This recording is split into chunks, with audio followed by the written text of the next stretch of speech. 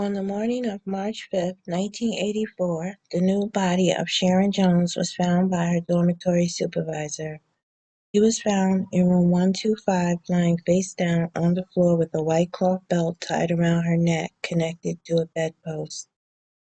The dormitory supervisor went to inspect the dorms because of a report of a broken window being seen from outside. Sharon had returned to Mitchell Lewis Dormitory around 9:30 p.m. on Sunday, March 4, 1984.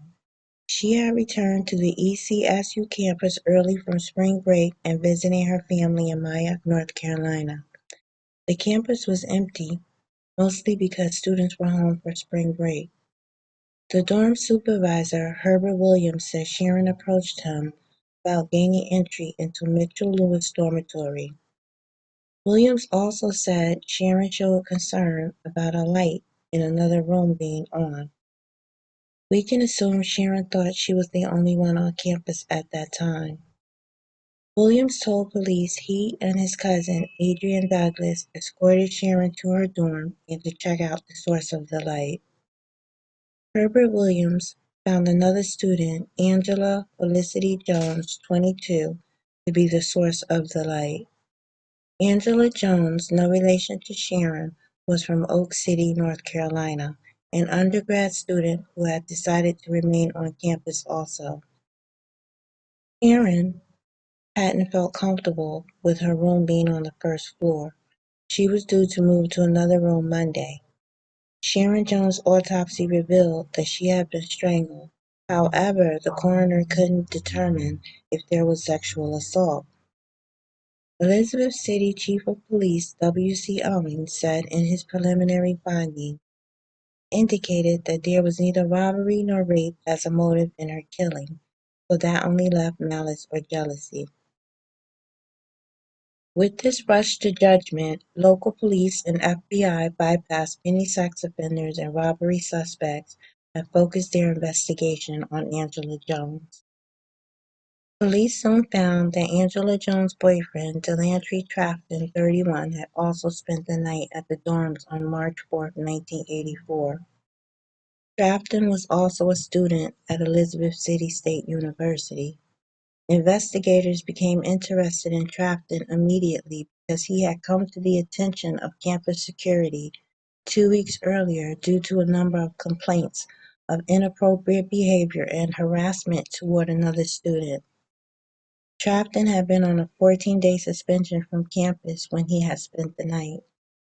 Trafton and Angela Jones both told police that around 11:30 p.m. the night of the murder, a man knocked on the door and asked them to identify themselves and asked what their names were. Trafton and Jones said that they did not tell the man anything, and soon he moved on. Angela Jones told police that at 12 a.m. she went to her shift as a security trainee.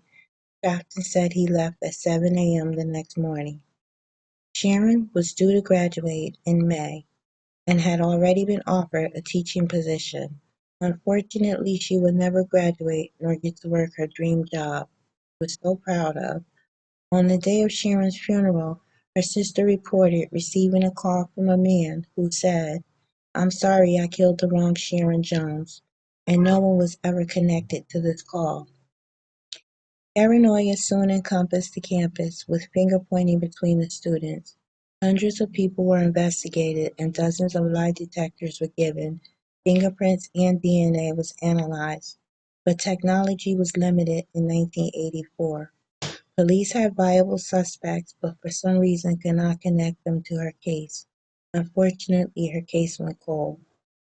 The case of Sharon Jones had been cold for 35 years, but breakthrough in DNA technology and genealogy have led to numerous arrests in cold cases across the U.S. in the past years. Authorities will use this technology and more to try to solve this case. It is being reported the FBI is examining the university's reporting of campus crime in 1984, including the institutional response to reports of sexual assault. The FBI probe also investigated an alleged witness intimidation and obstruction of justice after another student, Catherine Lowe, brought to the attention of school officials another student that said she had been sexually assaulted by a dorm security officer in Butler Hall. Investigators found that campus police failed to investigate her complaint, nor did college administrators or human resources. Pressure made her drop the complaint. There were numerous sexual assault complaints that went under-investigated. To this day, Sharon Jones' murder remains a mystery. Many questions still remain. Why did two men have to walk Sharon to the dorm that night? Who was Herbert Williams' cousin Adrian Douglas, and why was he there? Did he work there? If Angela Jones was a security trainee, she reported to work, wouldn't the security or dorm supervisor have known she was on campus already that night? Why did the window in 125 look like it was broken from inside out? Is it possible someone knew Sharon was going to move to another room that Monday and targeted her? If Sharon was found the next morning, why wasn't the coroner able to determine sexual assault?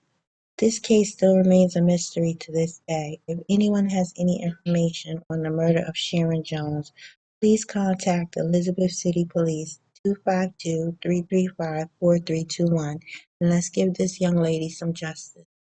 Thank you.